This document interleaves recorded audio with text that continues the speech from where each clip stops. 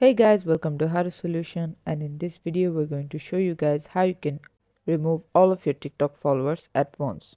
So at first go to TikTok, then go to your profile, then tap on these three dots here and then go to settings and privacy, and then scroll down until you see report a problem, and then go to account and profile, click on profile page and then select other, and then tap on need more help, and then type hey TikTok, I am following a lot of people and my feed is a mess. I want to start fresh and choose my following selectively.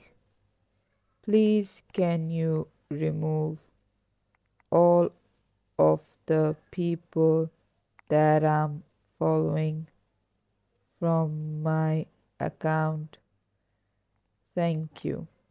And then type submit. Once you're done, within the 24 hours the app should be reviewed and then all of them should be removed.